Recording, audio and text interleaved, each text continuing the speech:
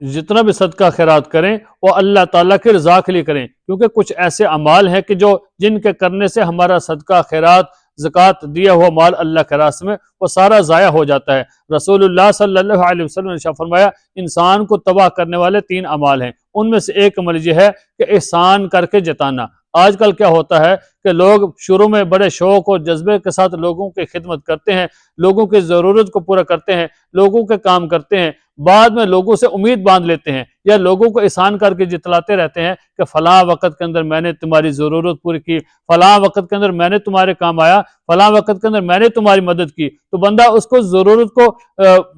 اس کو جتلاتا رہتا ہے۔ تو یاد رکھیں یہ احسان کر کے جتلانا یہ منع کیا گیا ہے، رسول اللہ صلی اللہ علیہ وسلم نے اس سے منع فرمایا ہے، اور احسان کر کے جتانا یہ کبیرہ گناہ ہے۔ اور ایک حدیث کے اندر رسول اللہ صلی اللہ علیہ وسلم نے ارشاد فرمایا 3 بندے ایسے ہیں جو کبھی جنت میں نہیں جائیں گے، ان میں سے ایک یہ ہے کہ والدین کا نافرمان، دوسرا شراب کا عادی، اور تیسرا بندہ وہ ہے جو احسان کر کے جتلاتا ہے، لوگوں کو جتلاتا رہتا ہے کہ میں نے تمہاری ضرورت پورا کیا، میں نے تمہاری مدد کی۔ تو ہمیں ایسی چیز سے بچنا چاہیے، لوگوں کے اوپر احسان کریں تو اس کو پھر لوگوں کو جتلائیں نہیں۔ اس لیے کہتے ہیں کہ نیکی کر اور دریا میں ڈال، نیکی میں کر کے دریا میں ڈالنے کا مقصد یہ ہے کہ مطلب یہ ہے کہ اس نیکی کر کے اس کو بھول جاؤ، یعنی کہ جو لوگوں کی آپ نے ضرورت پوری کی، جو لوگوں کی مدد کی، تو اس کو آپ بھول جائیں، اور پھر کیا کہ گناہ کر اس کو یاد رکھ، کہ گناہ کو کر کے یاد رکھنے کا مطلب یہ ہے کہ آپ جب کوئی گناہ ہو جائے تو اللہ تعالیٰ سے آپ نے معافی مانگنی ہے، اس لیے گناہ کو یاد رکھنا ہے۔ اور نیکی کر کو دریا میں ڈالنے کا مطلب یہ ہے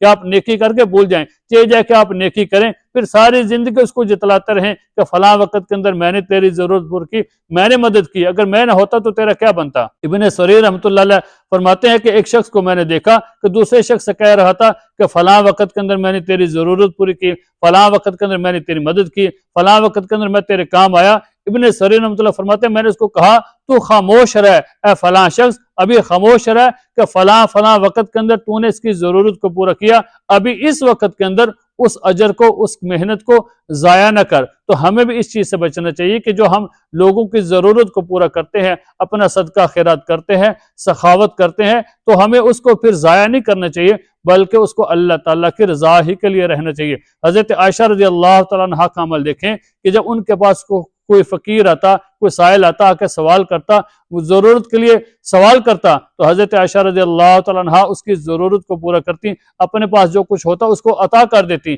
جب فقیر چلا جاتا تو اپنے خادم کو اس کے پیچھے بھیجتی کہ جاؤ دیکھو کہ اس فقیر نے میرے لیے، اس سائل نے میرے لیے کیا دعا کی ہے، وہ میرے بارے میں کیا گمان کرتا ہے، وہ میرے بارے میں کیا کہتا ہے۔ تو خادم آ کر بتا دیتا کہ اس نے آپ کے لیے یہ دعا کی ہے، فلاں فلاں دعا کی ہے۔ تو حضرت عائشہ رضی اللہ تعالیٰ عنہا بھی اس فقیر کے بدلے میں، اس دعا کے بدلے میں اس کے لیے دعا کر دیتی۔ خادم نے پوچھا کہ آپ نے یہ کیا ماجرا کیا کہ پہلے آپ نے اس کی ضرورت کو پورا کیا، پھر جب وہ چلا گیا آپ نے مجھے بھیجا، میں نے آپ کو بتایا کہ اس نے یہ دعا دی ہے، تو آپ نے اس کی دعا کے بدلے میں بھی دعا کر دی۔ تو حضرت عائشہ رضی اللہ تعالیٰ عنہا نے فرمایا جو میں نے پہلے اس کی ضرورت کو پورا کیا تھا وہ اللہ تعالیٰ کی رضا کے لیے تھی، اور جو اس نے مجھے دعا دے دی تو میں نہیں چاہتی کہ میری اس کی ضرورت کو پورا کرنا جو تھا وہ اس دعا کے بدلے میں ختم ہو جائے، بلکہ میں نے جو کیا تھا وہ اللہ تعالیٰ کی رضا کے لیے تھا۔ تو اس نے جو دعا دی پھر اس کے بدلے میں نے اس کے لیے دعا کر دی، تاکہ اس کی دعا میری دعا کے بدلے میں ختم ہو جائے، اور جو میں نے کام کیا تھا اس کا اجر مجھے اللہ تعالیٰ کے ہاں ملے۔ تو ہمیں بھی چاہیے کہ جو بھی کام کریں وہ اللہ تعالیٰ کی رضا کے لیے کریں، اور اللہ تعالیٰ کی